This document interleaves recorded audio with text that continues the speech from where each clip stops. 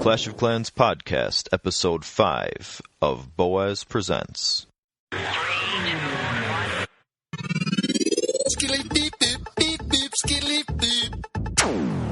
And we're back with the Clash of Clans for the fans in the stands. This is Boaz, and I'm here today with another interview episode. This one is with the YouTuber Daddy.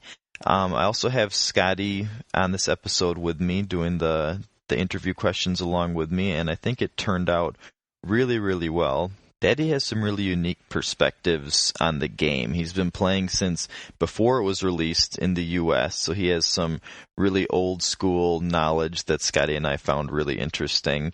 And of course, he's also been to Finland, to the Supercell headquarters, so that was really cool to hear some behind-the-scenes information about his interactions with the developers of the game and everything. And that's just a little bit of a teaser I got to throw out there, but it really doesn't begin to scratch the surface of his insight and thoughts that he has on the state of the game, both right now and also going forward in the future. So this was just really fascinating for Scotty and me, and I hope you guys like it. So we're here today with an interview with Daddy, the famous Clash of Clans YouTuber. Today is an extra special episode because I have Scotty here with me. How's it going, Scotty? It's going great. And welcome, Daddy. Hey, thank you for having me. It feels fantastic. It feels quite strange to be called famous. Infamous, maybe. Infamous. Definitely famous or infamous within the community. So, and I like your tagline, I only play Clash sometimes.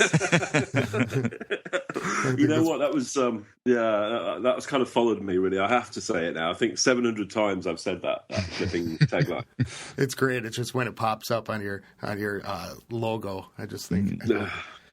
Well, yeah, I think if I could drop it, what should I do? Something different, I think. Maybe I should work on a new tagline. No, I think it's hilarious. Probably, Daddy, I listen to the Clash of Clans podcast sometimes. Sometimes. I listen to podcasts all the time. You guys are awesome. Oh, great. Yeah, I think that's just, it's funny. And I thought, well, what other games does he play? That's what it made me think. But yeah, it's all starting to come out of the woodwork now. I recently published my first Ashfell 8 video, the first video ever done for a non-Clash or Boom video, and thankfully myself. That.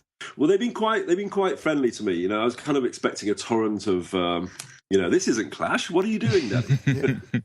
Yeah, cool. I did see that on your channel. I didn't watch that one, but I thought, oh, he's doing some racing games, which can be fun. You know, it's something that I've played for quite a while, but then Gameloft got in touch with me, and They heard that I was playing it, and they sent my son they realised my son loves what is that Minions Rush game, so they sent a poster signed by the developers, and I thought that was such a sweet thing. I mean, my kids are only Sidekick and his sister are only 6, right? And they got this amazing thing. So I thought, well, as I play it, and as they've been so kind, I'll make a video about it so other people know about it, and. Yeah. And I don't know. The way to my heart is through my kids. Put it that way. Mm-hmm. That's great. Yeah, that makes sense. So anyway, it's great. Quite a clasher. Yeah, he's okay. Aspiring clasher. For a 6-year-old, I didn't realize he was so young. He's very skilled for a 6-year-old. Yeah, I was thinking he was 10 or something. He knows a little bit about everything. He does. Well, so when did you start playing, and how'd you get into the game? Okay, so I was quite honoured to be on the first day, actually, the first public release. Oh, wow. So the game was... Wow. Well, the game was launched in April in beta in Canada. It was kind of in stealth mode, and then it was launched on August 2nd, 2012. And I got one of these app-a-day things, and I normally ignore them, but it was like, this looks good. And I got on there, and it was all full of Canadians, right? Mm-hmm. Yeah. Because they'd be like... busy building up their bases for the last 4 months, ready for this torrent of Brits to, and it was pretty cool. I figured it, but I was one of those people that figured, if you get attacked, your buildings will get destroyed and you have to rebuild them. Oh, yeah. You know what? I did that too. I did not attack for an entire week because I thought that I'd have to start. I had to make sure that my camps were up to par, so that way if I got attacked, I wouldn't have to start all over again. Oh, that's crazy. That's crazy. But do you remember though? So you guys were from you guys are OG, right? You're way back. I think. Yeah, Scotty is. I'm more. I started maybe 5 or 6 months in. Scotty started right away. Yeah, about a month after it came out. It was. Fantastic. Do you remember when you could sell the buildings? Yeah, I do remember that. And you could sell back a lot. Yeah, and it's so many. There's been so many changes with it that it's hard to even remember. But yeah, I think I even did that a couple times. Yeah, well, a lot of people did that to get that to get their level up, because you sell a building, you build it, sell it, build it, sell it. Oh, interesting. Wow. Yeah. Huh. So were you hooked right away, or did you? Oh, totally. I mean, I was before this. I was a really big player in a game called Racing Live. When I say really big, I was quite well known. I mean, I wasn't like a big spender or anything, but so I'm kind of naturally inclined to, these sort of games really hook me. I don't know. This is my coffee. This is my addiction. Well, you can pop in and pop out whenever you want, and it's not you have to sit for hours, even though I do. But, well, it's a great game because you can play as much or as little as you want. You can spend as much or as little as you want, and there's such a massive spectrum of players. It's interesting. Yeah, totally. And if you happen to be 12 years old and you've spent as much of your mum's money as you want, then you might want to be nice to him in the credit card bills. No kidding. I've heard a few of those. Yeah. So I just got into the game, and I joined a clan called Ogo Pogos, and I looked up at the league tables. It was, oh my god, it was Bombay Canada was number 1. Okay. North 44 was number 2. The Order, Big Whale, Winterfell, all these really, they're all Canadian. I mean, North 44 is the the parallel line around the Earth that Canada is. I think that's what it is. Oh, I never knew that. Yeah, that's right. So, and I looked at them and I thought, well, Bombay Canada 2, they kind of, I might try for them. And I knocked on the door, and a guy called AK, who I actually later met in Toronto. Oh, nice. A year later. Yeah, he's a really nice guy. He let me in, and that was it. And I was like, I can't believe I'm in a Bombay Canada. And they were pretty good with strategy and everything like that. So I bet that kind of gave you a little bit of an upper hand, or were you naturally good at it? Well, I don't even think I'm naturally good at it now. But there was plenty of tips being shared. And I mean, at the time, there was no YouTube. Well, when you search for Clash of Clans on YouTube, you'd find a couple of videos about Clash of Clans, and then, something about the Clash, London Calling or something, on YouTube. Yeah. Well, it really wasn't. There just wasn't that advice. The forums, the Supercell forums hadn't moved over to their existing format yet. So there wasn't really, you couldn't find the strategies that we can now. It was really hard. And but I remember those days. I mean, if you hit 2,000 trophies in Bombay Canada 2, you used to get an automatic promotion to the main Bombay Canada, which was the number 1 clan in the world. Mm-hmm. Wow. 2,000 whole trophies. Wow. 2,000. I remember them dominating the leaderboards, with the top clan, but the top players, a lot of them were from. Yeah, I remember Vizia was the guy from Bombay Canada that was always at the top. And when I was playing, that's where you go to see what everything looked like. Mm-hmm. Vizia was cheating. When I first started, it was Trev 5-star 5. He was up there. KJD was up there, and the Vassal. But the problem was you could buy a shield for as long as you wanted. You could just keep buying each shield. So they just get up there, buy shields. Wow. And of course, they maxed the base for free because in the beta, the single player loot refreshed. Oh, so, really? Yeah, they were just farming. The last one was it Sherbet Towers? Yeah, just farming Sherbet. Wow, that's something I had no idea about. Interesting. So then, if you were looking at YouTube, did you kind of notice a hole there? And then, so every YouTuber in the world is accidental. I mean, everybody who's been successful, and I don't classify myself as really that successful, but from PewDiePie to Syndicate, they all did it by accident. They didn't set out to, I've seen a gap in the market, let's fill it. you kind of just be in the right place at the right time. That's how the podcast started too. I went to look for a podcast and there was none, and I said I'm going to buy the domain name, and then it went from there.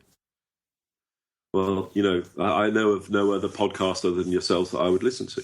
Oh, great. About Clash. So, yeah. So it's like you kind of. I just made one day I made too many wall breakers overnight because I was bored, and my son was like filming it, and I was trying to talk through it a little bit, and then and I posted it, and on my YouTube channel was a bit strange because I started in 2007 and I had a viral video of my dog. That hit 1.3 million views. So I'd kind of always been interested in watching that graph. Every YouTuber watches that graph. And so I posted it. And then suddenly people started watching that I hadn't met before. And that was really amazing. And then people started subscribing. And then we got to 100 subscribers. And I put another video up and, hit a couple of thousand views. And so what were those early videos like? Were they strategy or fun? Well, they were terrible. You can actually still see them. They were just awful. The production quality was terrible. I mean, look, at the time we were just trying to learn as a community, and it was a lot of it was around farming strategy because at that time I'd left Bombay Canada. The cup chasing part of Bombay Canada. Was it the cheating that made you get fed up with it, or you just got sick of chasing cups? Or? Well, at that time. No one was really able to cheat because there wasn't the technology you can use now. Got to be a bit careful. Yeah, sorry, we'll try not to get you in trouble here. Thanks, man. No, at the time when I left a farm, I actually was within Bombay and I was still active in helping develop the clan system. I mean, I ran the website, I was involved in their forums, and I'd founded several Bombay clans. And I was still active and very happy within there, but no, it was just because I was sick of paying money. I was just, yeah. It was a lot of demand to be the top. Well, those days were much more innocent than they are now. I mean, we were paying, a chest would last me a week, and I was 103rd worldwide in terms of the list. Yeah. Wow. And so the money would go into shields or just boosting, or what would the money generally, the gems go into? Well, like you guys, I mean, I was working, so time was the most important aspect for me. So I would gem troops, raid, donate a little bit, but yeah. No, I mean, this was, way in the early days, Town Hall. Do you guys remember when Town Hall 8 was the maximum? Yes. Yeah, totally. Yeah, when I started, it was Town Hall 9. You got Town Hall 9. Okay, so that was the Halloween update in 2012. So when it was Town Hall 8, all you had to do was dump balloons and have a few wizards to pick off the troops at the buildings. Wow. That's it. Go make a cup of coffee, come back and get 3 stars. Yeah, I remember because I think it was the top people were like level 88 or something like that. And I thought, I'll never get to that level in the game. Oh my God, the dizzy heights of three digits. Yeah. Oh, yeah, it was crazy. I was just like, and then, of course, then Town Hall 9, Town Hall 10, and just kind of seeing it evolve over all that time. And we haven't had another Town Hall since, have we really? I mean, it's 18 months. Mm-hmm. Yeah, I actually was just watching your video about the Town Hall 11. And that was actually one of the questions on the list. So, I mean, I could ask you about that now, I guess. Do you think that there's going to be? I know you said in your video there's some really good reasons that you had behind it about not getting a Town Hall 11. So I made a comment at the end that I don't think there will be, and I think that was probably wrong because there is going to be. I mean, Supercell is going to continue this game because it's successful, and the natural, it's just going to happen. But I just don't. I hope it doesn't happen for a long time. And the main thing, from my point of view, is the there's two main things. One is the barrier to entry. So if I was going to start the game right now, it would cost me about $12,000 to get to where my base is, plus the heroes that I haven't got because I haven't got maxed out heroes. Wow.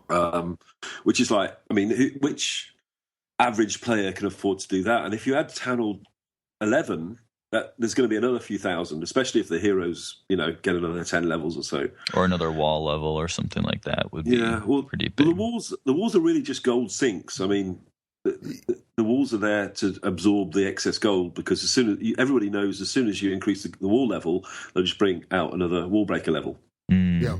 Oh yeah. Yeah. But the main thing from my point of view is, the farming aspect for me is a sense of achievement in the game, and to have a loot penalty, it would just make it very difficult, and I probably wouldn't upgrade for a good 6 months until there's enough people at 10 or 11 for me to be able to barge. Oh, I suppose. Yeah, that makes sense. The Town Hall 9 raids would go out the window pretty much at Town Hall 11, right? Do you think it's pretty realistic, though, now that people that start the game can see that end goal in sight of hitting 10 reasonably, within a,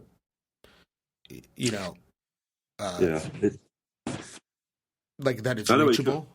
I know where you're coming from. It's very difficult, but people hope and they aspire, and that's a good thing, right? Right. I think it would probably take a couple of years farming if you didn't buy anything or gem anything in terms of boosting, and that's sort of realistic for most people. But it's still possible. But put in a 10 or 11, and it's just like most people just go, Yeah. Well, it's kind of like you're finally getting everything maxed out and getting close to getting that sense of accomplishment. I've only got a couple troops in a spell left, and I'm like, okay, now I can do some more work on everything else. And it would be a really tough decision about going forward if that was the case. But yeah, for me, it would. But the game has so many other aspects that are rewarding other than maxing out. And in fact, maxing out is probably the least rewarding thing you could do, because once you're maxed, now what do you do? Mm-hmm. Yeah. And it's interesting because there's such a huge push to bring in new players right now, it seems like, with all these massive advertising campaigns and everything. So they have to be really conscious of what brand new players are going to think. And so if you think Town Hall 11 would be a deterrent for them, then that's an audience that Supercell is really, really caring a lot about right now. Yeah, right. Supercell, above anything else, is a mass market company. They've kind of realized that they don't cater necessarily. The most important thing to cater for is not for the maxed out 10 or 10s. It's those people that are playing for 3 months or 6 months and then they'll probably go. So that's where I think a lot of the focus that they're going to have is in improving the gameplay aspects for everybody, because that's where you get most benefit. There's 100 million downloads on Android. God knows how many people are playing it on Apple. I reckon there's probably about 50 million daily active users altogether. Wow, jeez. That is crazy. So you change little things for everybody and you make everybody happier, And this is why a lot of the top players are, I guess frustrated at, the sort of, what's going on up there sometimes is, they don't get as much attention from Supercell, although they feel as though they're the elite players that should. Mm-hmm. Well, it's not that Supercell don't care. It's just, that's like, what is it, about 10,000 tiny champions percentage, yeah. Yeah, 10,000 champions in the game, tens of millions of other people.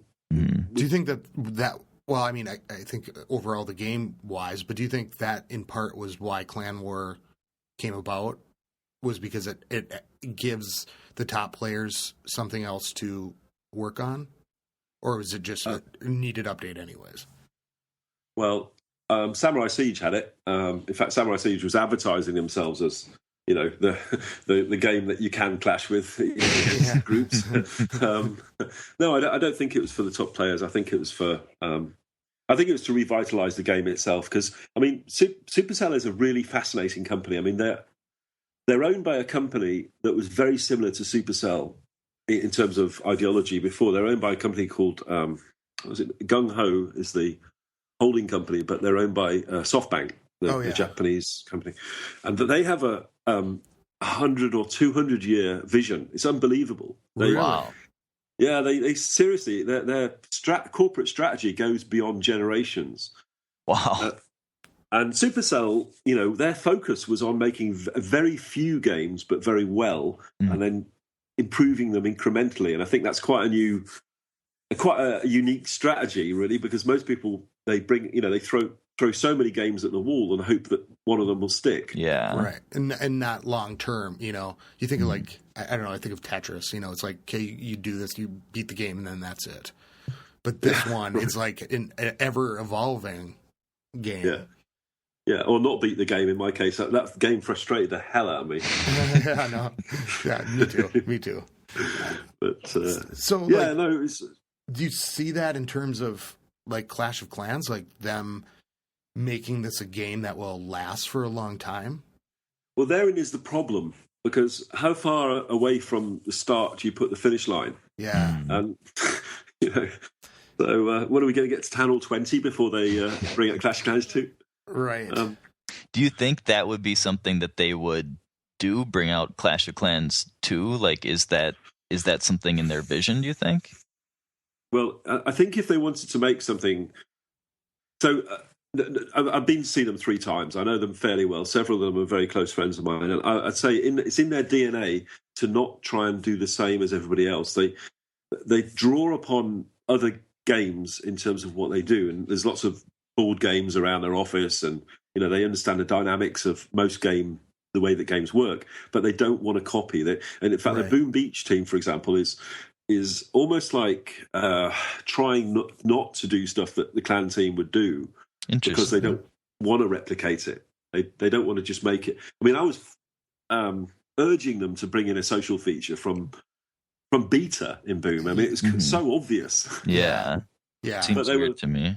But they would just say, you know, we just don't want to do that, because then it'll just be another Clash of Clans. And so I think if they do a Clash of Clans 2, I don't think it would happen, to be honest with you. I think they would probably spin off another game in another direction that's similar interesting. Game.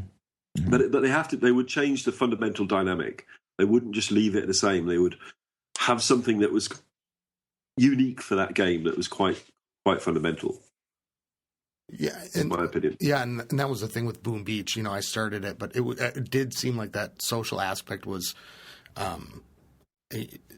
vital. You know, and I think that's one of the best things about Clash of Clans is that social aspect and the way that everybody interacts. Sure. You know, with the clan structure and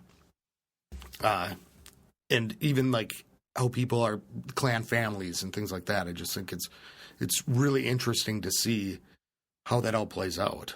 And so many people mention that's really the only reason that they keep playing the game after so long, is because of their friends and their relationships and those interactions. Like that the gameplay itself would have got old, you know, long ago, but it's the social part that keeps bringing them back to it.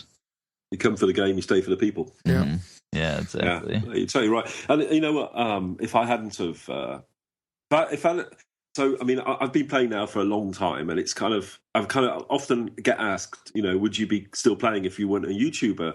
And the answer, I think, is probably yes, because I still am friends with people that I've known for 2 years. I mean, this is a new way of conducting friendships. I mean, I have plenty of friends in real life, and I have a busy family and work life, but there's another aspect of people that it doesn't matter, you know, how old they are, what race they are, how rich they are, what position in life they are.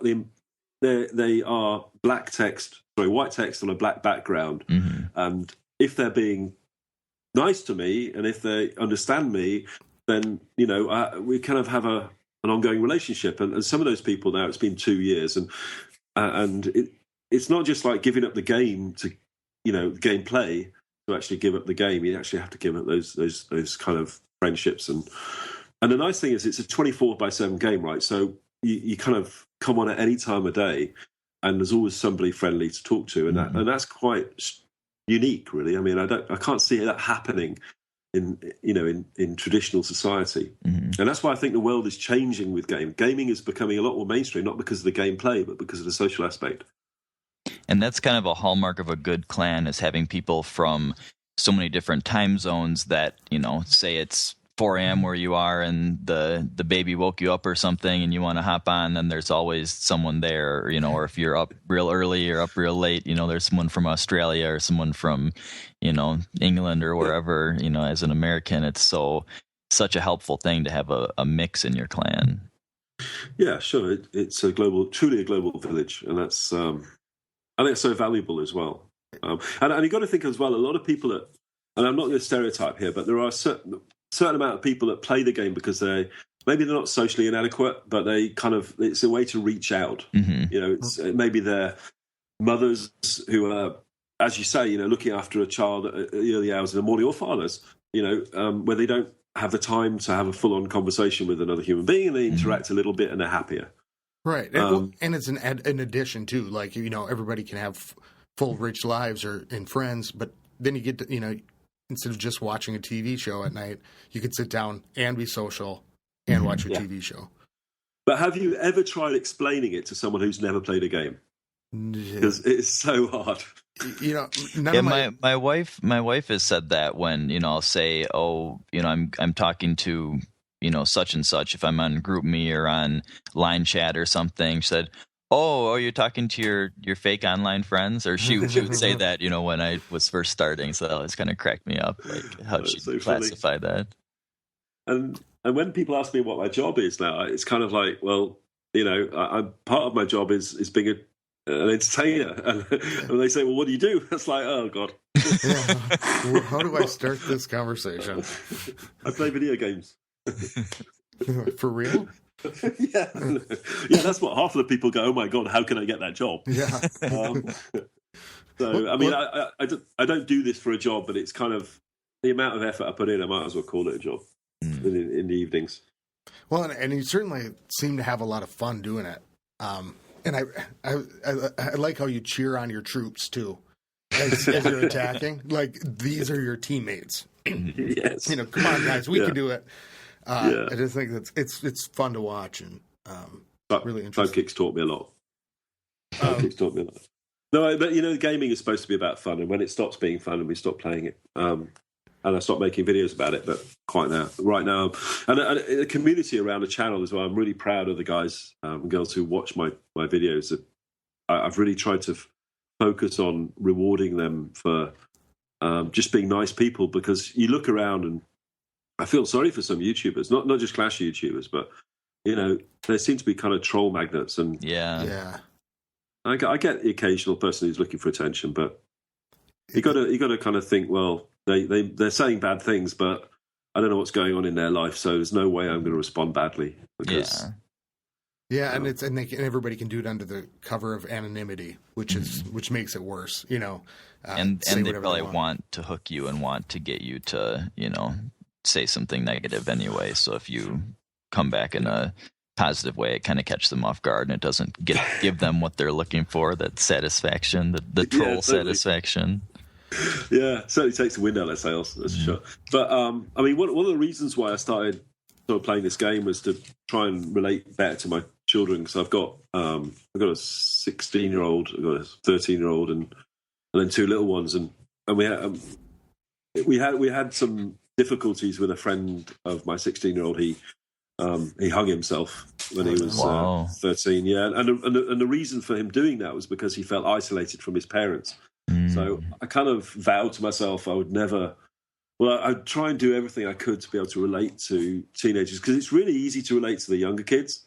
You just pick them up, you give them cuddles, you play with them. But when they get older, they tend to have more complex requirements from their parents. So gaming is a way for me to sort of get close to them. And I don't know that troll might be one of the next Liam, who could, it could have severe problems. So there's no way I'm going to respond in a negative way to a troll. Mm-hmm. Right. Does your 16-year-old clash? Well, no, he's sensible. Yeah, no, he did a little bit, but he's a very academic young man, actually. So we're hoping he'll get into Cambridge. Wow. Oh, that'd be great.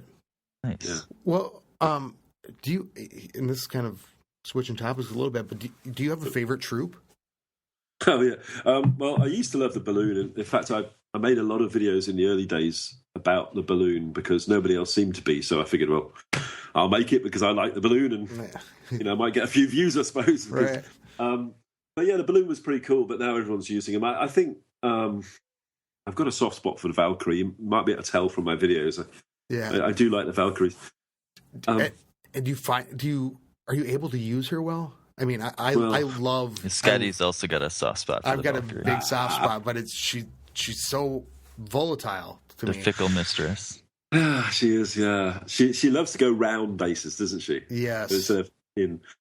I found there's a clan called Valhalla. Run by a guy called Neo, and if he ran it from the forums. It was a kind of a pop up. Then it became a permanent clan, I think. And those guys are brutal with Valks. If you ever need to know, in fact, check my video from Valhalla or go and see Valhalla, because what they use is a combination of hogs and Valks. Oh.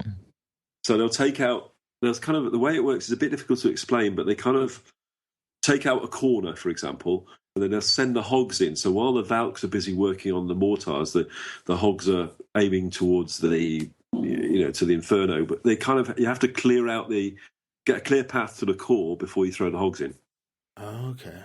Yeah, I just want to learn how to use her better. And there's been people in our clan that have went and checked out Valhalla, and it was just suggested to me the other day that I go and check that clan out. So that will be one of my stops down the road, I believe. Nice. Did you see that Chief Pat video that he made on April the 1st last year about the Valkyrie doing a lot of explosion? Oh yeah. I felt bad for him after that. That was so. But it was so funny because we were up in Finland and Jonas, the developer that you sometimes see. I did an interview with him, and I think Pat's done a few interviews with him, and he came running out to the reception as we were going. He said, "Look at this, what I've got!" And he'd got this test build with this Valkyrie that just demolished half a base, and it was like, and we were all crowding around, and it was like, it's just so funny. And then it kind of, because the update for Clan Wars was coming out on April the 1st, and I think Supercell put out the Clown Wars, yeah. And then along comes Pat, and he made that video because of that work that Jonas had done. Oh man, I remember that. It was inspired. Did you see the video when he Valkyries all over the the Valkyrie? My heart sunk. I mean, it was like, oh god, our game just completely changed. Yeah, and then I felt bad for him because he got so much flack from that. Like people. Like it was April Fool's, but I just saw, people were going, "Oh my god!" Because I think everybody was so hungry for the Clan Wars update and everything that it was just like, when is this coming? What's this big reveal? And then it was that, and it was like, oh no, it was so funny. But Pat's an awesome guy. I've met him twice now, and we've spent time together twice in Finland, and he's just a down-to-earth bloke, and the way you see him in the videos is exactly the way he is. He talks as that fast. He's quite clever, but he's just. I was really glad for him that he did it, but unfortunately, when people are upset about something, they sometimes focus on the messenger rather than the company. So. And I always kind of figured it came out on April Fool's Day. Like if you really got trolled by it, that seems like kind of your own fault that you didn't make that connection. You know? It's Clown Wars. But speaking of Pat, do you watch much other videos of Clash YouTubers? Sure. Well, I try and sort of keep up with who's doing what. I was a big fan of I am a big fan of Galadon. You kind of got him his start, right? Well, I felt a bit guilty mentioning that in that video.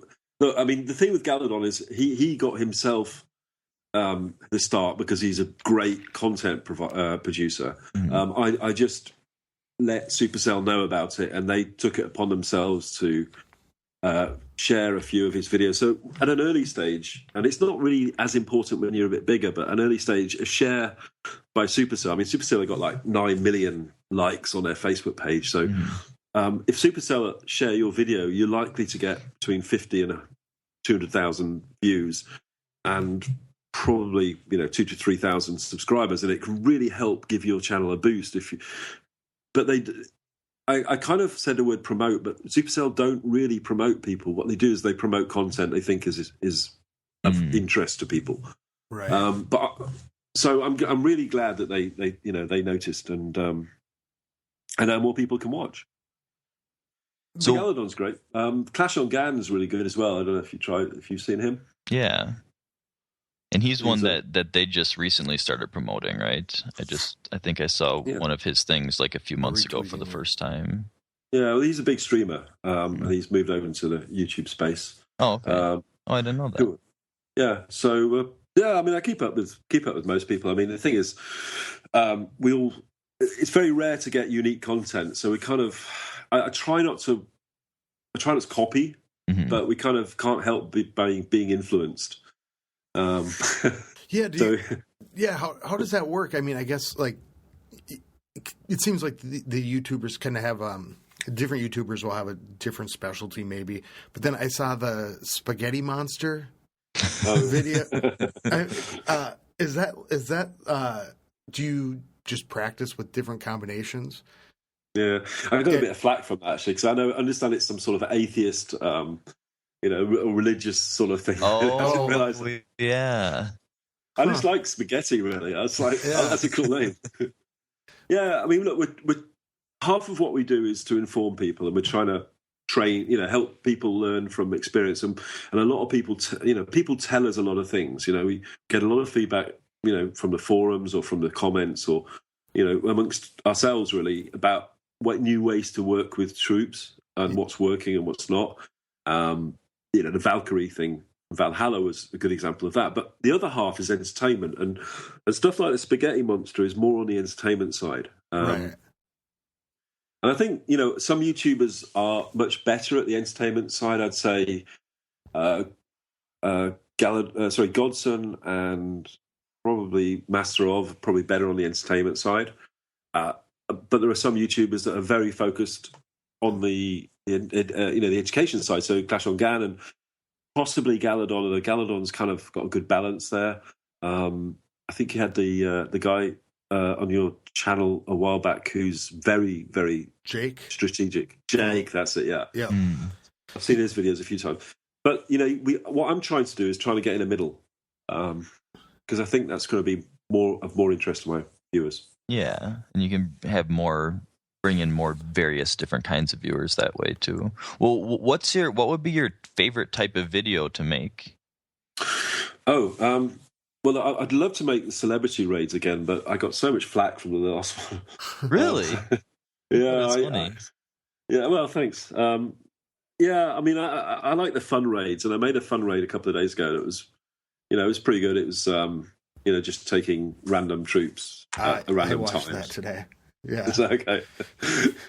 Yeah, and I liked how you encouraged people to do that too.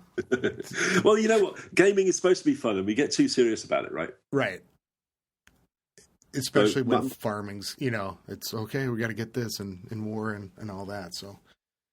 My biggest fear on my channel is getting boring, and I know what it's like to be subscribed to someone and you just think, the guy's lost it. And I just try and sometimes just kind of go outside and just shake your head and go, what's new? Yeah. Oh yeah, and you have this like bit of inspiration and quickly write it down or go and play it and record it.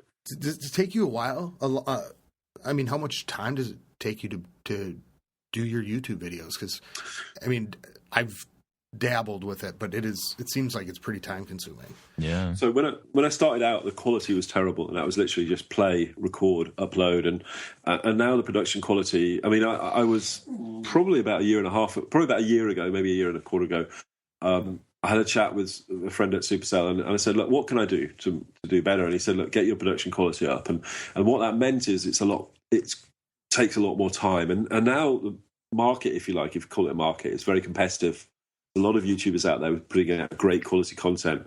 So, I mean, I would typically, maybe recording is probably about half an hour, and the editing is probably about 3 hours. Okay. Wow. So I typically make a video in the evening during the week because I work. So I'll kind of edit. I'll be editing and recording from say 7 till 10, and then upload overnight and schedule it for the next morning. Schedule it for the next afternoon. There's a particular time when more viewers are likely to watch my videos. So that's around about 3:30 to 4 o'clock UK time. So I'll schedule it for that time. That's a good idea. You notice. Do you feel pressure to put out videos at a certain pace? I've heard some YouTubers talking about that in the past. So one of the key metrics, the answer is yes. One of the key metrics about getting, because we get most of our new views from recommended video.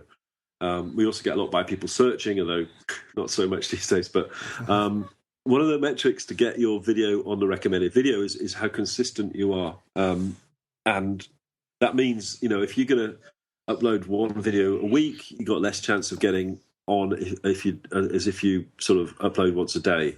Oh.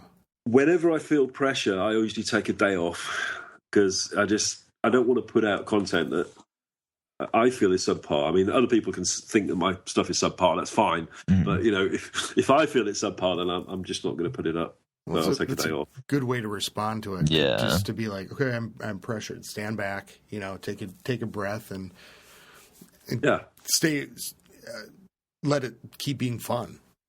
Yeah, take a break. The thing is, I've got a number of series that I could, if I wanted to put a filler in, I could do a Lonely Troop, or I could do some sort of a troll raid, or there's the stuff that you can do that you kind of don't do all the time. Maybe a base design video, but I would rather put stuff out that I'm passionate about putting out at the time, rather than just let's just throw it in because I don't have anything for today. Right.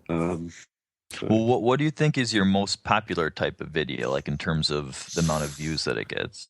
Well, I've got 7 videos that are over 1 million. The most popular is the most popular one is the lightning one on I think it's like 200-300 lightning spells on a max base. It's a totally brainless video made on a development system, and if you look at the comments, they're similarly brainless mostly. Like, give me this hack. It's like, okay, guys, the title is on a developer iPad. In the first 10 seconds, I say this is not possible. You can't do this. This is on a developer iPad, and then the comments are, give me his hack. Yeah, okay, so that's got almost 4 million views now. The next most popular video, I think, is the Japanese Clash of Clans commercials, which isn't a video that I made. It's just a repost. It's wow. So I think most popular videos probably recently for people to, the people I care about, which are my subscribers, are the rant videos, and they're not really rants. They're sort of just monologues. And I'm going to do more of those. I think maybe one a week. So we did Clan Wars last. Did we do Clan Wars? No, we did. The How to Be a Leader, was it? Yeah, that's it. Clan? And that was really fun as well. I quite enjoyed that, but I think I made the picture too big on the screen. People couldn't see the game. Yeah, it was about in ones like that though, because Scotty and I have talked about that we really like the ones where it's just kind of kind of reminds us of the podcast when it's people talking and it's just kind of gameplay in the background. So if someone's watching a video like that, the gameplay in the background is kind of unrelated to the rant anyway, or the monologue anyway. So I think it's nice to have a bigger picture of yourself there. Yeah. I mean, what do you guys? I mean, so are there any particular YouTubers that you guys watch that maybe we haven't heard so much about? Maybe one of the big ones. I'm discovering them as I go because with the podcast and everything, I get busy, and so I go with the people that the clan recommends. That say, I saw this really cool video by this person or that person. Then I'll go look at it, or if I see it on Twitter, then I'll jump in and look at them.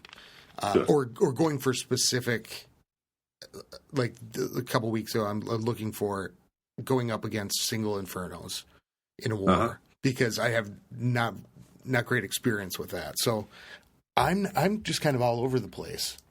Yeah. For me, the first one, the one that like kind of got me learning about YouTube and the whole YouTube community in general was Tyrael, which I know that he's in your clan, right? Mm-hmm. Yeah. So he was the first one that I learned about, and then I kind of heard about White Lightning a little bit, and so I started watching his stuff. But I've got to the point in the game where I pretty much only do clan wars. Like I've kind of stopped farming. I don't like pushing, and so now I'm in a position where the only videos that I watch are clan war strategy videos. So the two guys that I follow there are Jake, the guy that you already mentioned, and then Hulk. And those two guys are really specialize in, because I mean there's definitely an entertainment component with them, but it's mainly specializing in clan war attack strategy and stuff. And so you're looking for a specific strategy or specific help around a certain thing. Mm-hmm. YouTube is now the second biggest search engine in the world. It's really interesting. It's like the way that we're absorbing information is not textual anymore; it's visual. Huh. I don't know how I lived without YouTube, because it's like my washing machine breaks down, I'm YouTubing it. Anything I need to know, I'm YouTubing it. I can totally relate. Well, so what part of the game, I guess, pushing farming, Boaz just said he's really just into war and not the pushing. And Boaz, you just pretty much collect, don't you? I mean, you don't do much farming. Yeah, I mean, my extra time when I'm not doing war attacks is spent planning war attacks, helping clanmates plan war attacks, things like that. I mean, I do a little bit of farming on prep days, but very little. So yeah, I'm mostly collecting war loot and just collecting my mines and collectors and stuff, and not really that. I don't really get much out of the whole like progression thing in the game.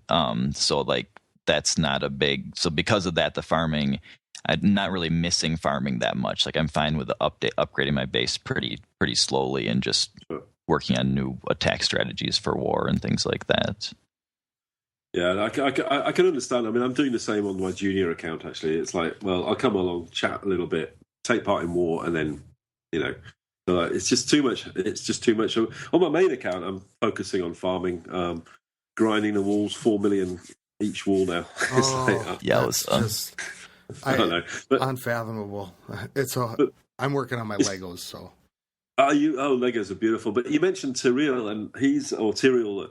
He's an amazing guy, but he maxed because he's a big farmer. But he's the sort of guy that he was great at farming, but he also got to 4K. Mm-hmm. So he's kind of. I mean, I struggle. When as soon as I get that red badge, I get that panic. Mm-hmm. It's like, no, all the pressure's on now, and you lose a raid, and your heart just sort of leaps out. So yes, I'm okay at farming. I think I'm a competent farmer, but in terms of attack strategy, I'm not great at cup chasing anymore. It's where do you too much mild heart. Where do you farm at? Like, do you have a particular range? Sure. So if you're farming for Dark Elixir, Masters is a good place to be. Yeah. But you're going to have to go in with Giants and try and get those storages. If you get 3K from the core. But if you're if you go for Gold or Elixir, then I'm at Crystal 2, Crystal 3, because sometimes you find a nice collector, sometimes you see the odd Channel 8 with 150k gold still, right. But it's because I'm typically going with Barch. I normally raid with maybe eight wall breakers just to punch through into the walls, but typically mostly two barracks on barbarians, 2 barracks on archers, and then take out.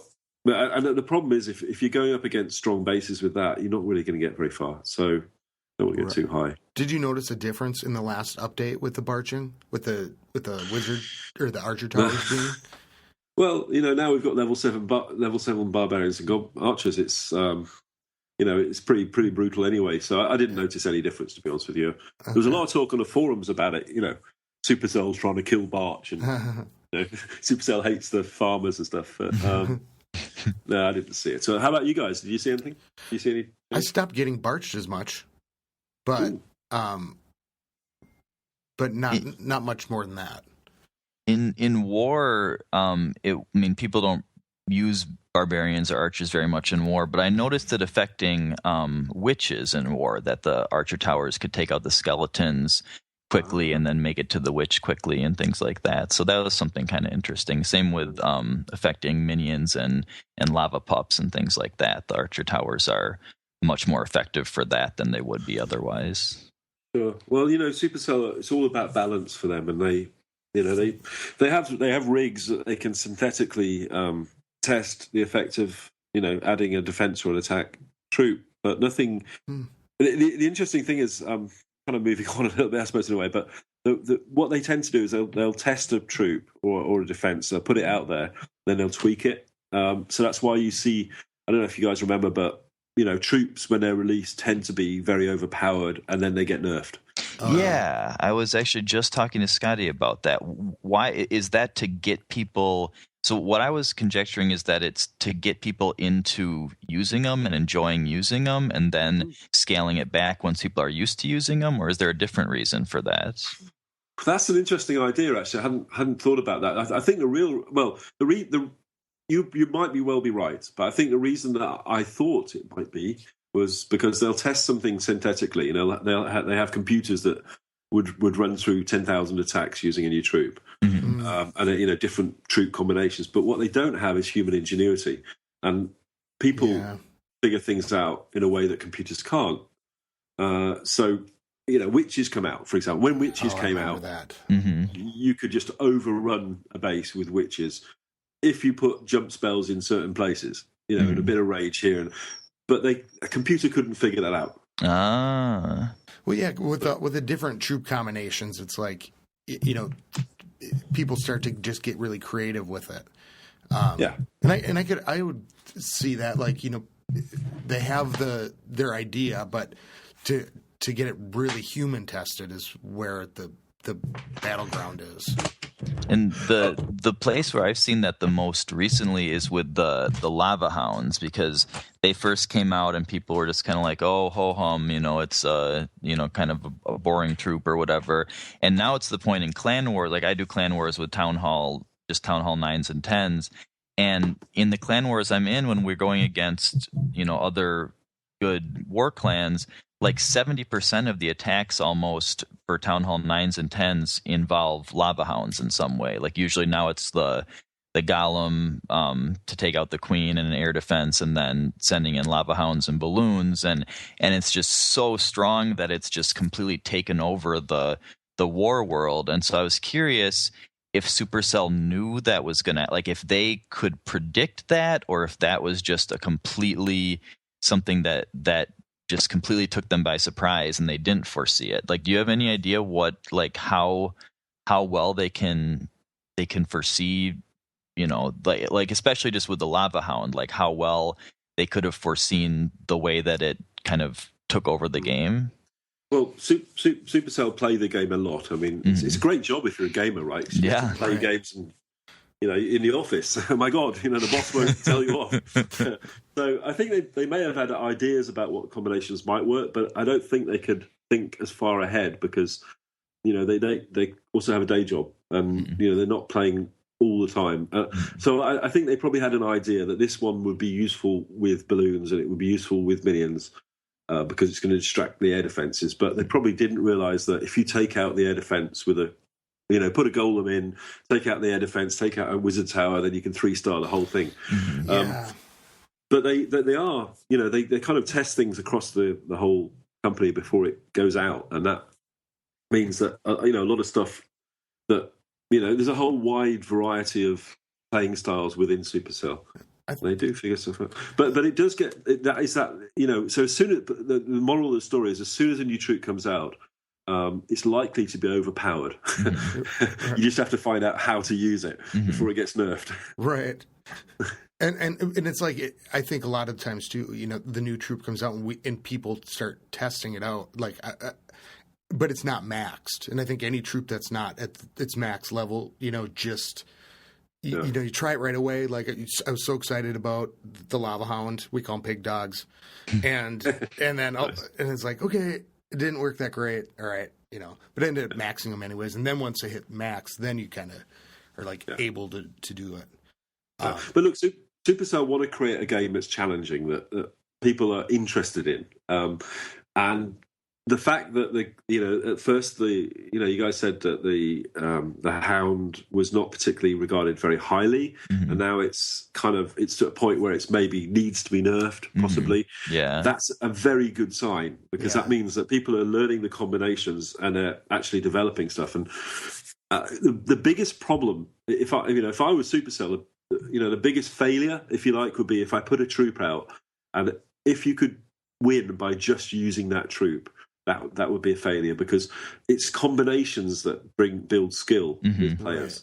Right. Not just what you can use, but the sequence, and then how you use the spells and so on and so forth. And I think the other biggest failure, especially considering how rarely they put out troops, would be a troop that they put out, after waiting so much time, and then people don't like it or don't use it, or it's not useful. And then I think that would just be a major tragedy for them. So that's probably why they err on the side of making troops more overpowered rather than too finicky, because they don't want people to just say, what a waste of, what a crappy idea, or what a crappy troop to come up with.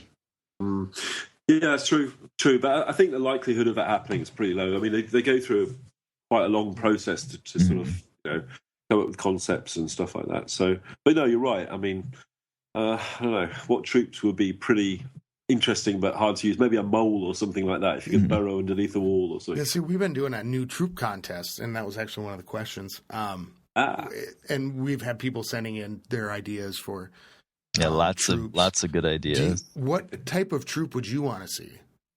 That's a great question. I would love to see some form of look. It's a medieval. Almost like a medieval Norwegian, Swedish, Finnish, Scandinavian kind of thing. Maybe some sort of a trebuchet or a catapult or something like that. That's on the list. That's one of the first suggestions that we got. Oh no, I didn't look, honestly. But here's the thing: if you could load it with something of your choice, that would be nice. So if you could, or spells, maybe throw spells at it or something like that, little mini spells. That would be. Or really maybe cool. Or perhaps, as far as a defensive building goes, maybe a spell cannon.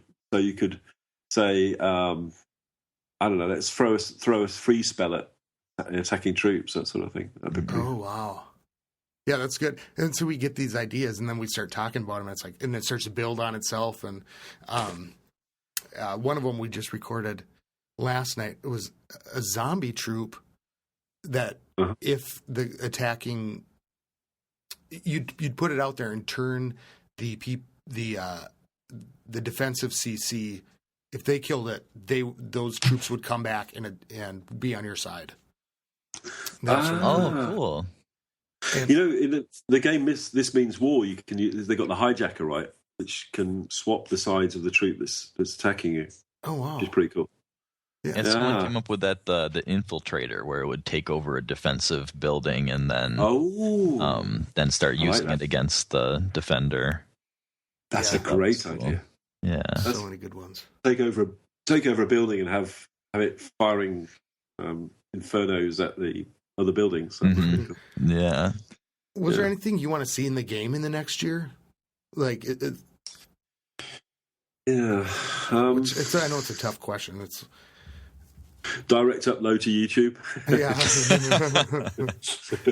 That'd be good.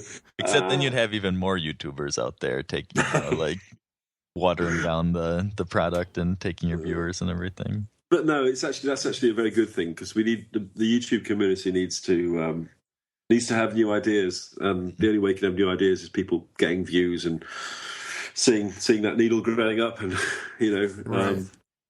So I don't know. I mean, as far as I'd love to, maybe there's been a lot of talk about potentially using the water in some way. Yeah.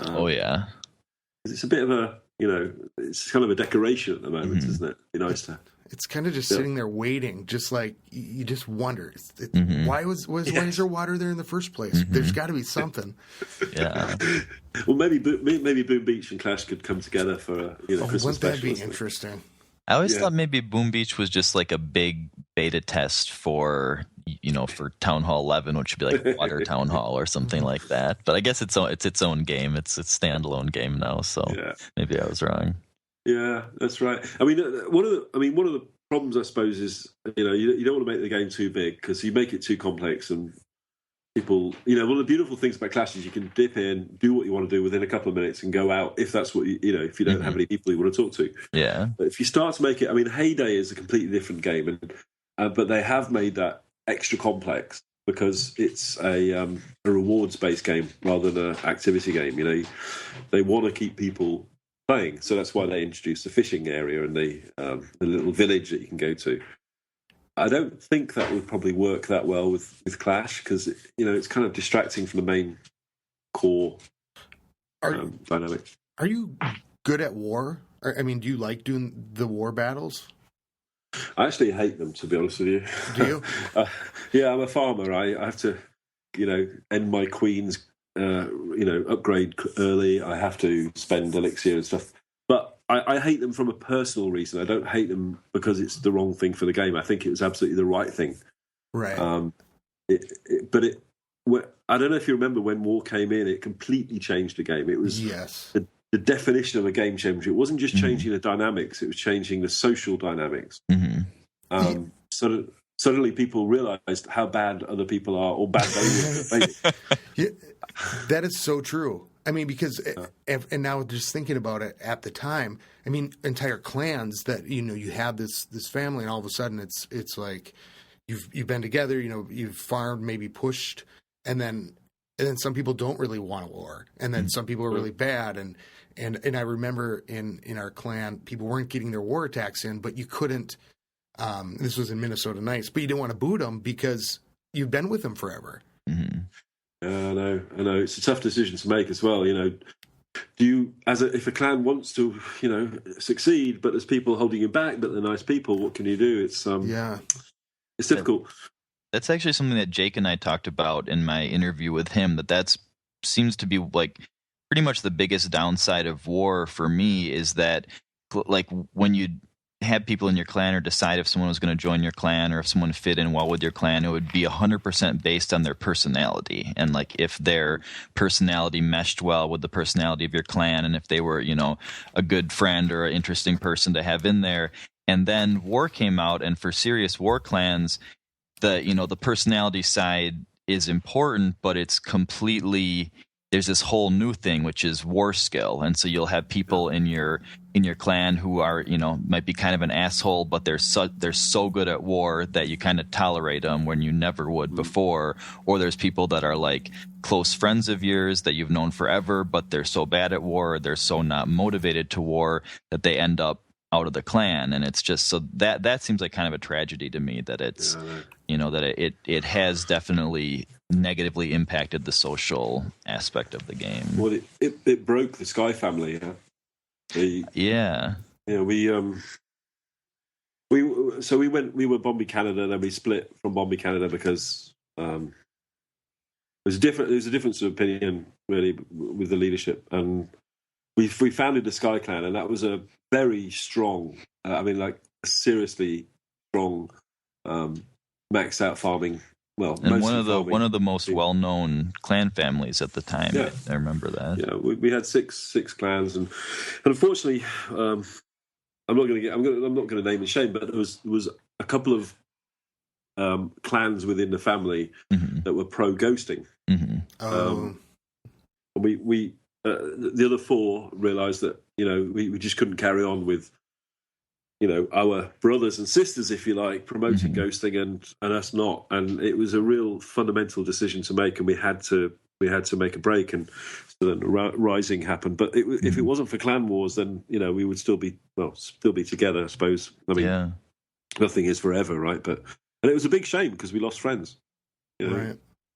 I remember that. I remember what a huge thing that was, and it's just this one little thing. There was one little glitch, really, that wasn't even supposed to be in the game. This little thing that existed that destroyed this huge family, or just split it in half. I remember I was asking Tyrael about that as well. That always fascinated me so much, that this one little stupid component of the game could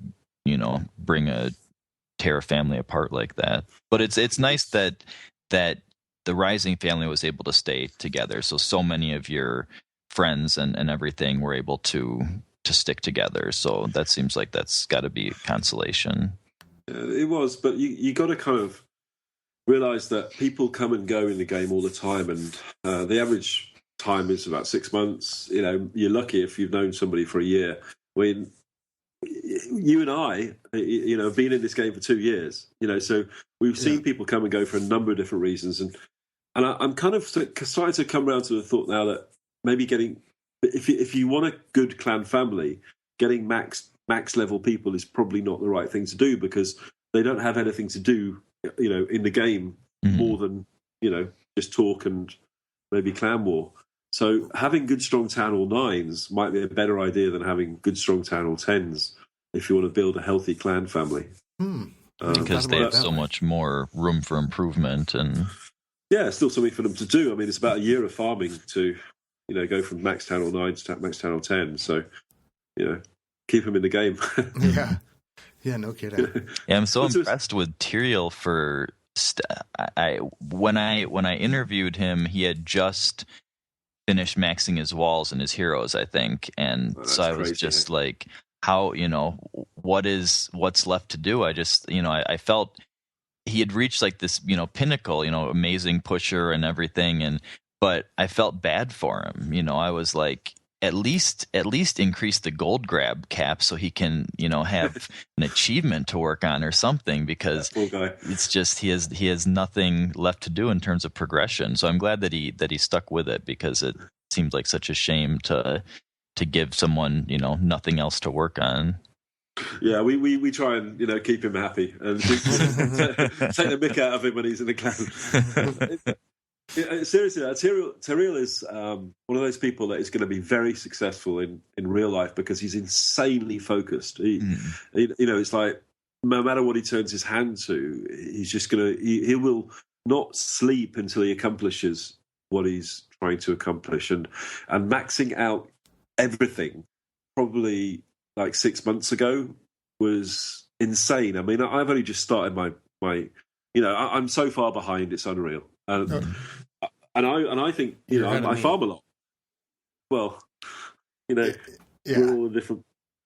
But Tyrael is in a different league, and I really hope his channel takes off as well. I've tried to, we did the collaborations together, and I've tried to kind of give him a leg up where I can, because it deserves to be watched. He's got great content, and he deserves 10x the subs he's got. Because people learn a lot from him. Shame, really, sometimes. And how close to maxing are you? You're just working on your walls, or are your defenses all maxed? Oh, all the defenses are maxed. It's so I've got about 230 Sparkies left. All the rest are lava, but the heroes are pretty low. I'm just approaching 30 of my heroes. Okay, yeah. It just takes forever, and I hate that they go down for so long. That's the tough part. But at least they cap it at like 7 days, because they are lazy, those heroes, aren't they? I know, sleeping all the time.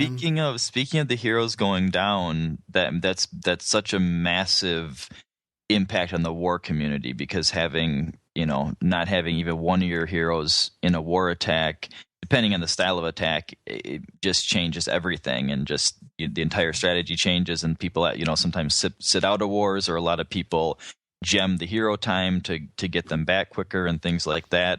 And so this latest supposed update, quote unquote leak, said that now the hero times the heroes would be used during war. So speaking of that, can you confirm or deny the validity of any of those rumored updates? So I do know what will be in a future update. So I have to be very careful, because I can't talk about that, because I'm under non-disclosure. No, you can. I won't tell anyone. But, well, all I can say is that somebody is very good at Photoshop, I think. Okay. Yeah. I mean, come on, the spelling, seriously, and it reads like a wish list. So upgrading heroes will be available during war. Yeah, daily Goblin map releases and stuff. Yeah, it's been a huge wish for so long for people. Yeah.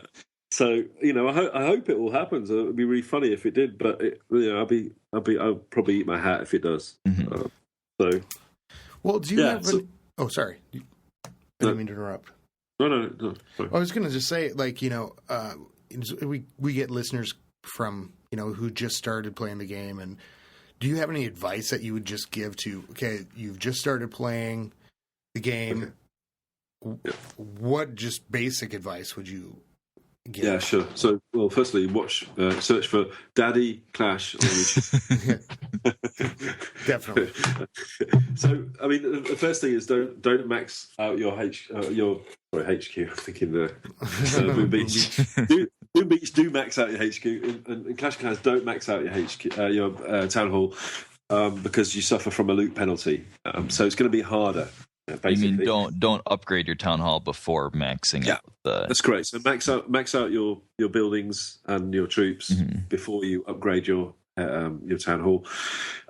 Secondly, putting your up until you get to about Channel 8, defense is very hard. So you have to choose whether you want to, go for cups or you want to go for loot, because you will not be able to do both effectively, given the walls and the defenses you've got. Because as soon as you get too high, you're going to come across people that are just overpowering you. So most people feel as though they want to get higher up in cups because that's some sort of prestige. But really, until you're about Channel 8, I wouldn't worry too much about that. Just focus on building up your base, and people will respect you a lot more if you do that.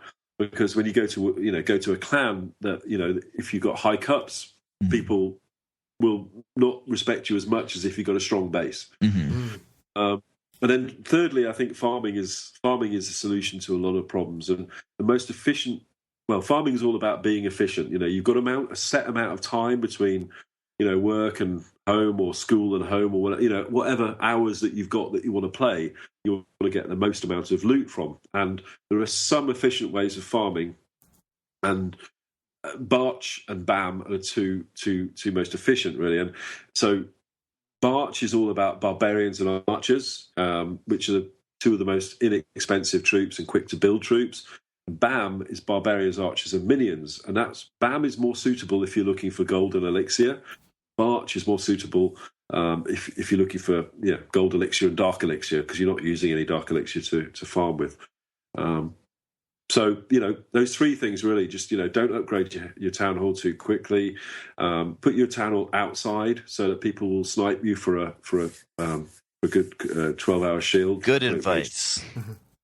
Sorry, I rant about that a lot on the podcast. Why people keep their town hall? Why do you think people keep their town hall inside when they're farming? So many people. Maybe I don't know. Maybe they're testing their base to see how well it's defending, and that's legitimate. But no, I mean, look. What you want to do is not lose too much. It's how much you can gain, but also how little you can lose. And town hall outside, and it's kind of good for the community as well, because always someone will snipe you and thank you. I sometimes get sniped by really low town halls when up in Crystal, and I'll just give them a shield in turn. Never somebody snipes you. The etiquette is never attack, give them a full attack, because they're doing you a favor. They're saving you loot by sniping you. Right. I sometimes have to break that rule if there's so much elixir or something that I'm going for, but I try to follow the etiquette now. Well, the one exception to that is if they snipe you and then throw lightning at your dark elixir, then it's like no holds barred. Just it's attack. On. Or if you try to snipe them and then they trap their town hall, then you have to go in and kill their heroes and pull their clan castle and set off the traps and things like that. That's great. Yeah. You want the shield or don't you? Yeah, exactly.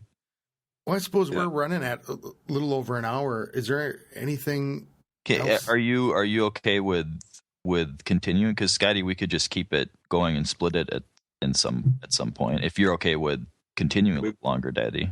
If you've still got more questions or areas that you want to cover, then I'm delighted to do that.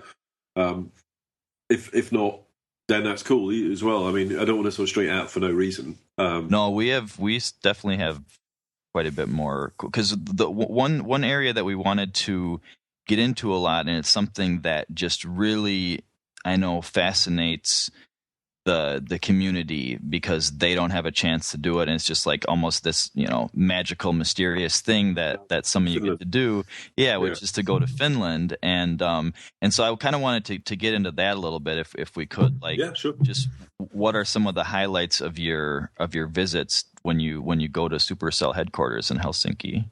Sure, we can cover that. Yeah, do you want to break it now, and then do you want to reintroduce the second part of the podcast now, or something? Or I can do it later. Okay. And do you need a break? No, I'm good. I've got coffee and I got 2 biscuits. So all right. My lovely wife has just brought me some coffee. So nice. Yeah.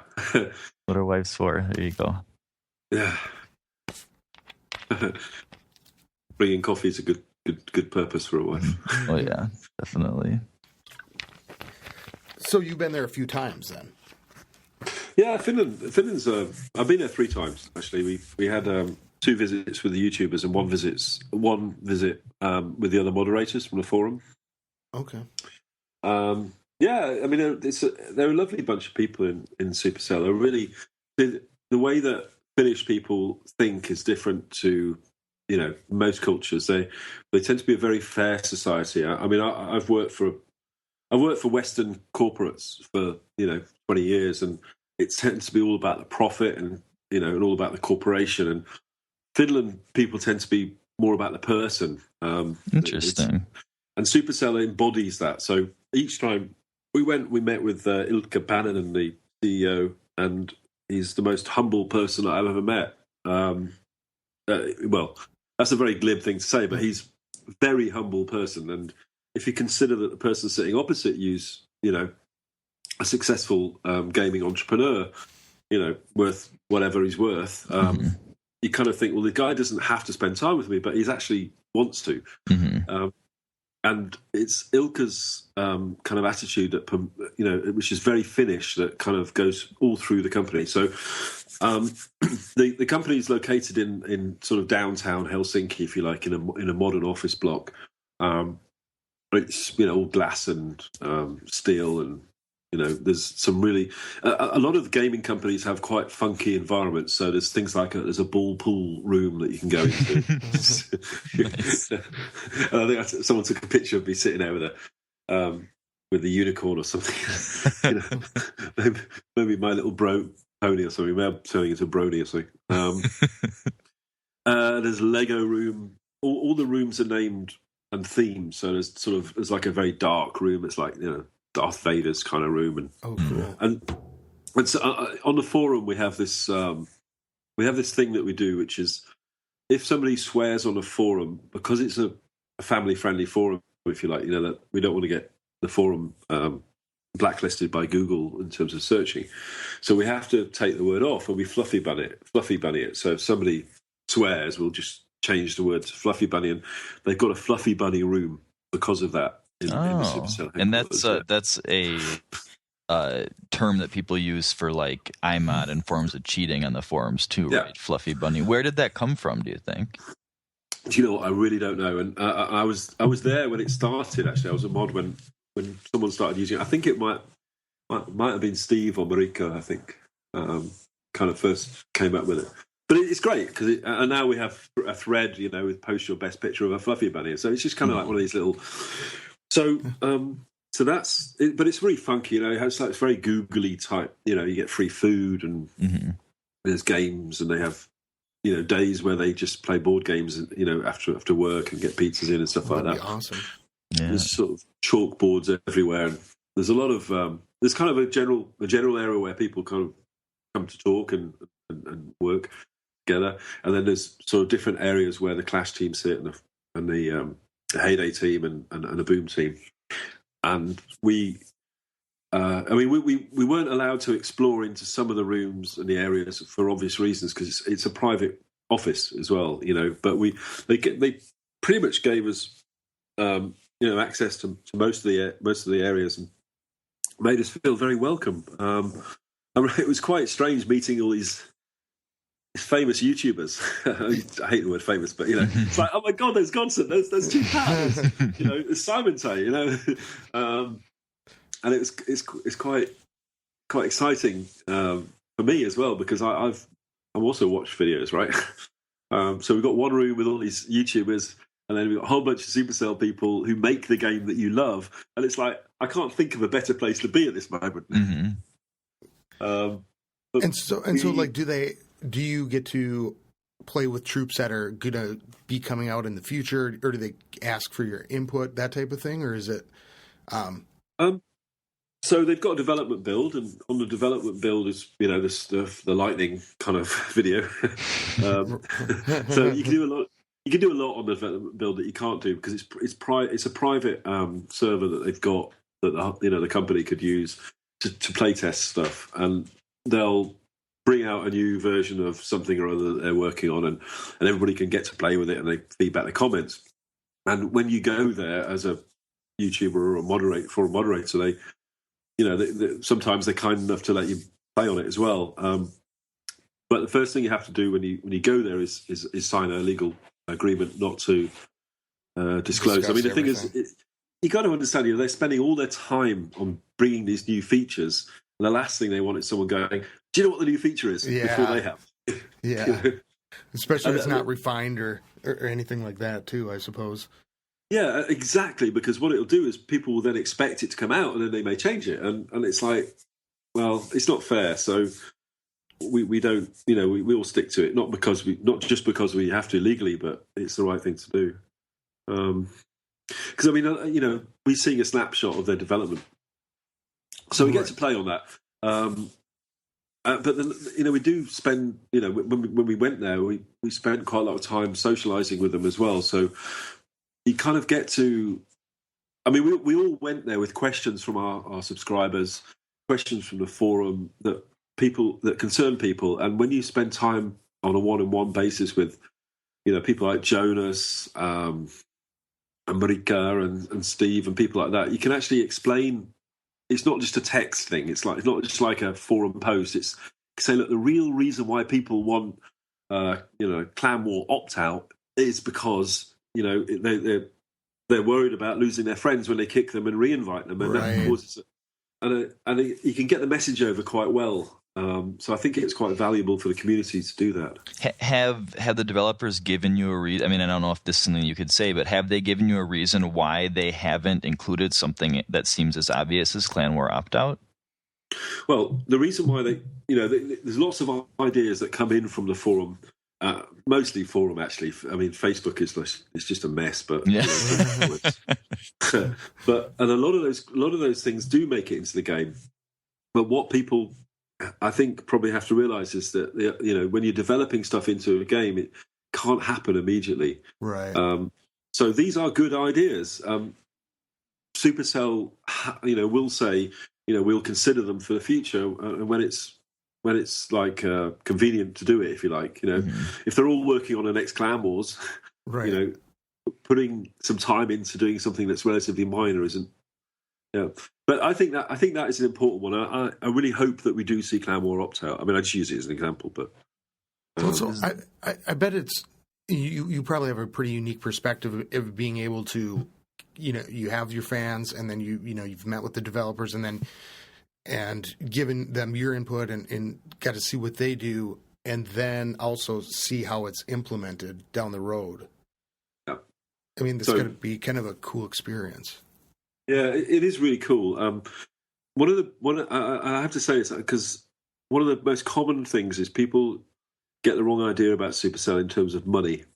They feel that features are put in to milk the the cow or whatever further, And a great example of that was when they, in my opinion, they messed up the hero balance when it got changed. I think that was wrong when they nerfed the BK too much. And the obvious thing was that we've just bought these things and they're not worth as much, and a whole ton of people went back to Apple and demanded refunds. Oh, I remember that. But I can honestly say, knowing the people as I've done and meeting them as the time I've spent with them, I think money is probably the last thing that they're concerned about. What they are concerned about, because they know they're going to make billions, they're going to make tons of money and be profitable because they made a great game. And what they want to do is make the game better. And that's why everywhere in the office there's like Twitter feeds coming in, and there's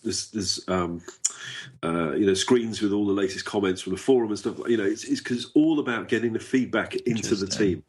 Yeah.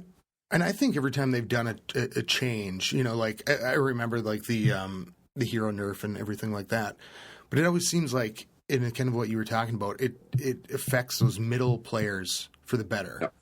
Yeah.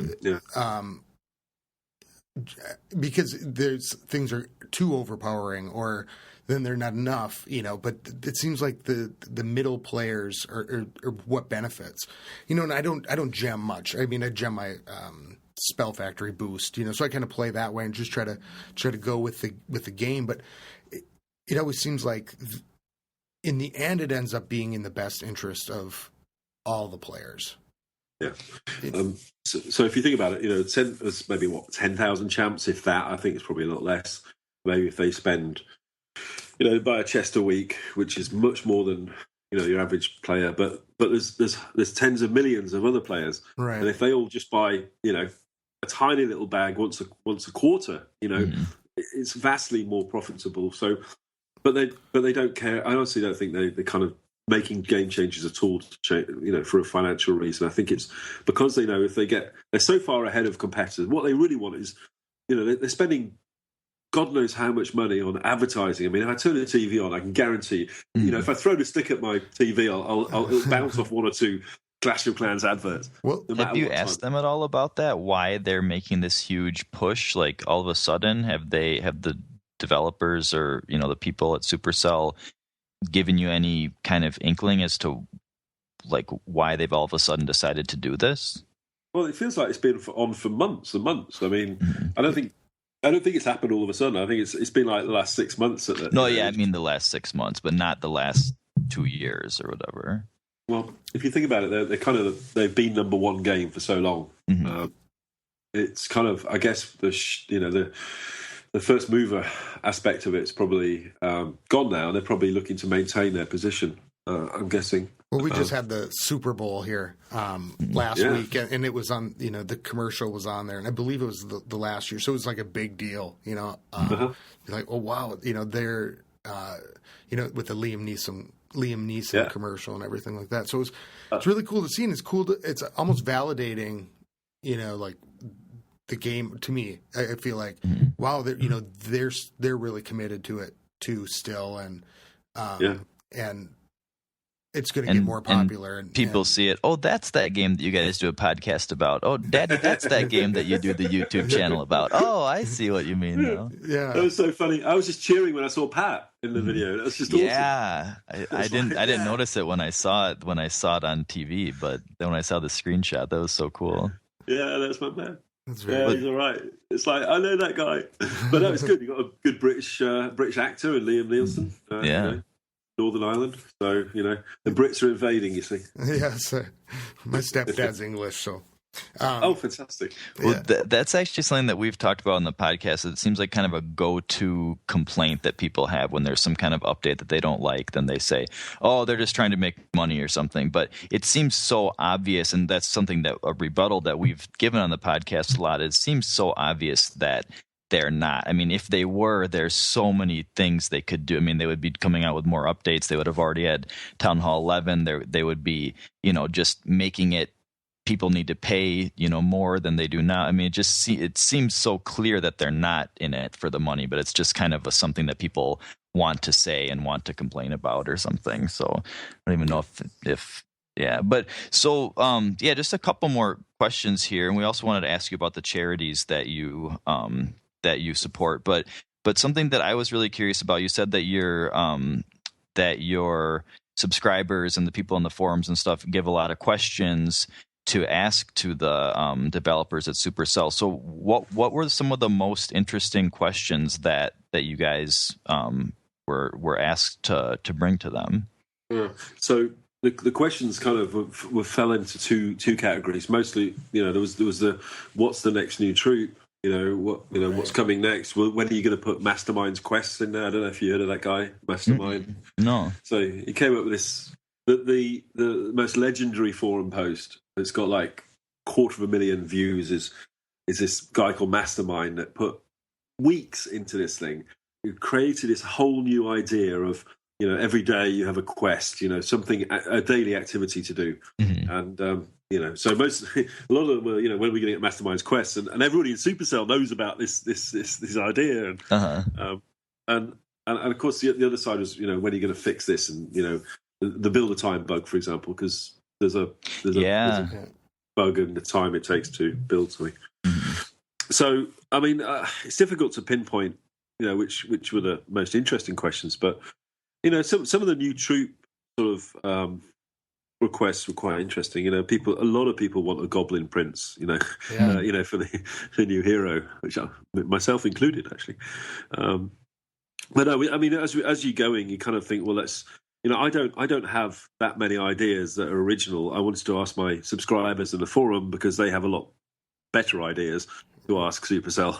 I'm very happy to say that Supercell did answer quite a few of them. But there's some that they can't. Future developments in the game is difficult to answer because there's lots of other things that they might do that might. You can't say it's going to happen on this such and such a date, because it might not. And do you get a lot of feedback from fans you interact a lot with? Yeah. Well, I try to put, I say I try to. I enjoy putting time into the relationship I have with my fans on Twitter, and I hate calling them fans, with my sidekicks. With my sidekicks. In fact, the name Sidekick came from a guy called Michael who was in the one of the Clash of Clans. He said, "Why don't you call your subscribers sidekicks? That'd be cool." It's yeah. So I get a lot. I just get so many good ideas from people in the community. If the day that I stop kind of spending time listening to the people in the community is probably the end of my time with YouTube, because I can't. They come up with a lot of the good ideas for the series that I do, and little things as well. I mean, it's kind of like I wake up in the morning and I look forward to reading my comments, and that's a happy place for me. I made a mistake about 6 months ago, and I made a deal with a gem company. These app a day thing. Oh, okay. Prestige points or whatever it's called, and I made a video about it, and it was probably the biggest mistake I made on my channel, because I did something that changed the balance of trust that I've got with my subscribers. Because all of a sudden I was trying to sell them something, and that took me about 15 minutes to realise that I was wrong, and I took the video down, and trust me, my subscribers were quite. They were quite, sort of open in how they felt about it. So, I won't be doing that again. And then I wanted to introduce a way to recognise people who have outstanding positive contributions in the comments, and that's why I introduced a Sidekick of the Week. And then we changed. We took that one out for a week, and we introduced a charity. I wanted to ask you about the charity.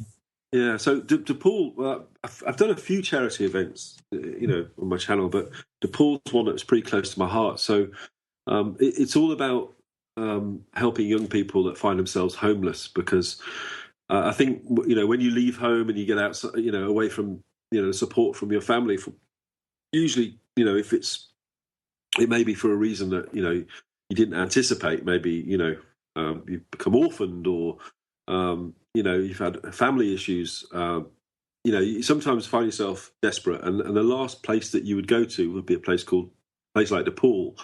Everybody wants to be with their family, or everyone wants to be with their friends, and you're desperate, then you go to somewhere like DePaul. And what DePaul do is they have a network of, they offer like places for people to sleep, and that's largely, Good Samaritans, if you like. So a middle class family located in Slovenia, in the head, one of the sort of large towns, that happens to have a bed for the night, and they'll offer that bed to a homeless person.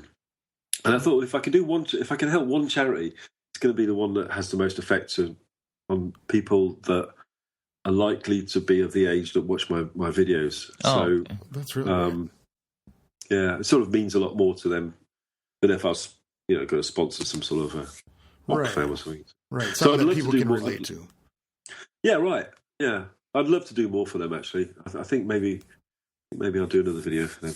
So if our listeners want to donate or want to find out more, do you know the if you don't, we can add it in later, but do you know the website or how to donate or how to give back to them?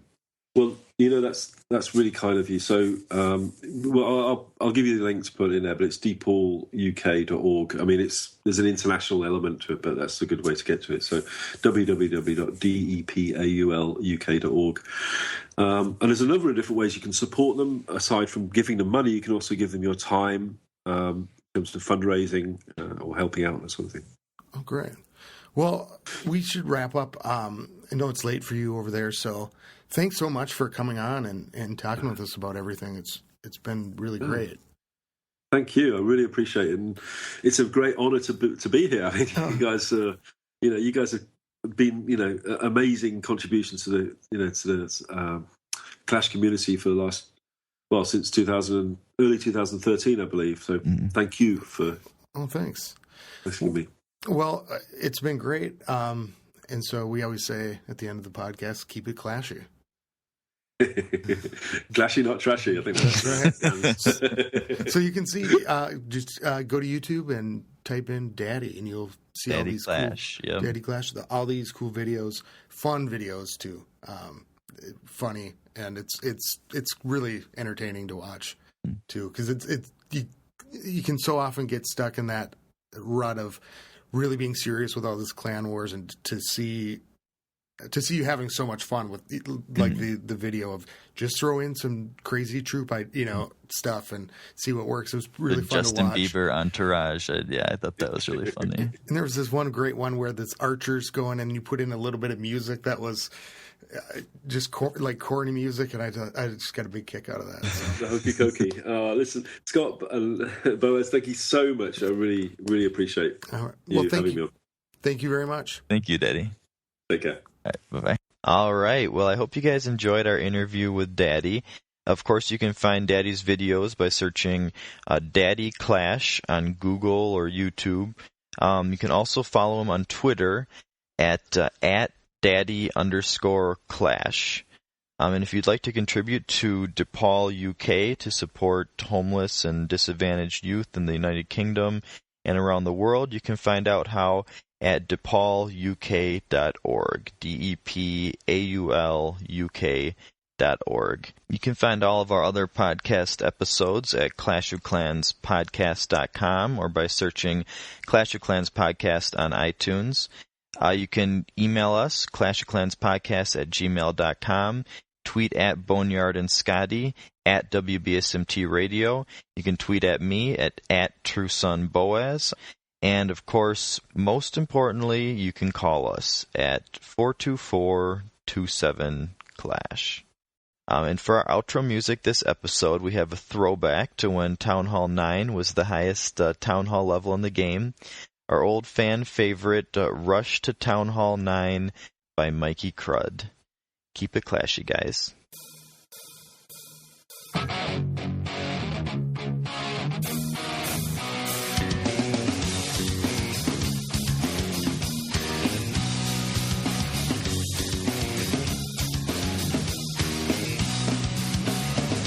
When I started Clash of Clans,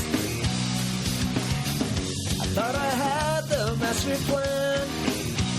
Forget the mines and the elixir, I'd buy some gems and rush my builders. But now I'm stuck with wooden walls and no luck with my raids. My clan hates my donations.